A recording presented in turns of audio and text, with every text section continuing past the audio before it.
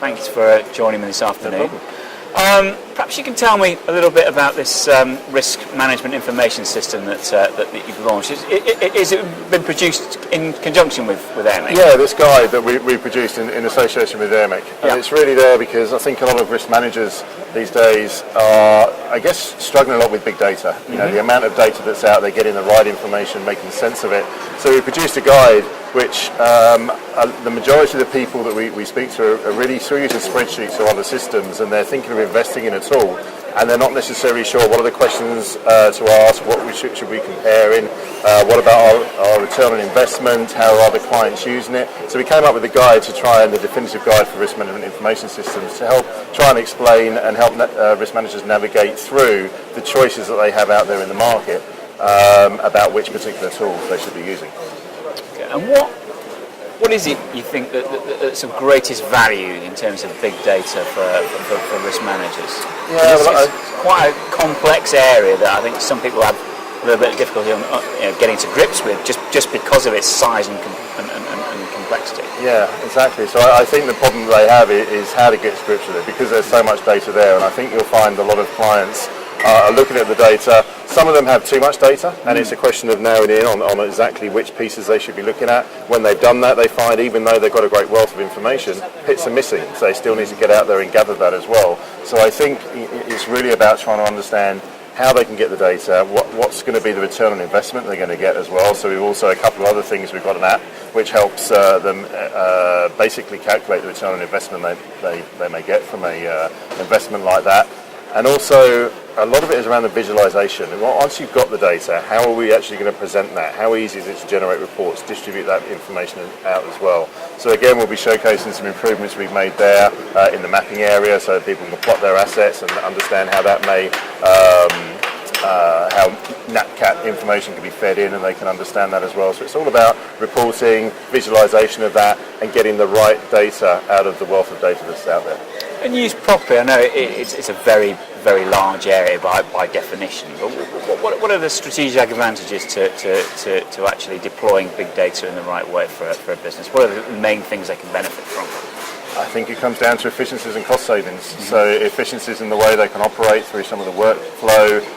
So once they understand what data is coming in, trigger certain workflow to notify people or generate reports or whatever it might be. And then of course what you do with the data is really understanding the risk better, to be able to price the risk in the right way, negotiate with the market to get the best premiums, supply the most comprehensive data that you can to get the best premiums, and look to reduce losses, do root cause analysis, etc. So a lot of it all comes down to really about the cost savings and efficiencies you can get within an organisation through getting the best out of your data.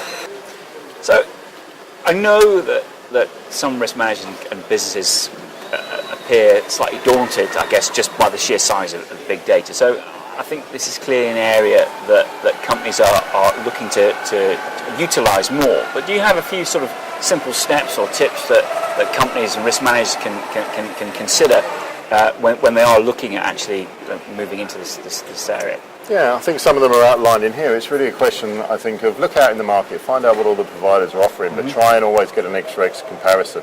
There are certain things around data security, which obviously has to be discussed, around the functionality that you may be interested in, the reporting capabilities. So there are certain key things which will be in there, but engage other people from other departments as well. Make sure you've got the right buy-in from the team, but most of all talk to people like eSolutions and so we can help bring, I guess, best practice that we deploy for other clients and how that can be used within that given organisation to really help them along the way. And I suppose for it to work most effectively, it needs to be approached from an enterprise-wide basis. It does. So you can maximise the data you've got. It does. A lot of clients will look to start off small within a given business unit or a certain module focus, but obviously roll it out across the enterprise to make sure you've got that access to that data and distribution of that across the organisation. Absolutely. We talked a bit about the opportunities that big data provide, but equally that comes with that some modicum of risk in terms of data security and everything else. Do you have sort of again some guidance perhaps that you could give in terms of actually best protecting that kind of data? Yeah, I think it's a big topic, particularly now that most of the solutions out there are cloud-based. So it's a big question, and we get a lot of questions from the IT departments around data security. So you've got to really look into that, look for the kind of regulatory and compliance aspects of it. So SAS 70 or SOC 1 reports, see if they've got ISO accreditation, find out where the data centers are, find out the kind of encryption. There's all kinds of things out there, but generally the suppliers should be ready to offer all of that up and be very transparent about the way that data is being hosted out there and the advantages that we have. That's great. Just one final question. You can probably hear behind us there's a lot of drilling and activity going on because Airmic's just about to start and the final stands are going up.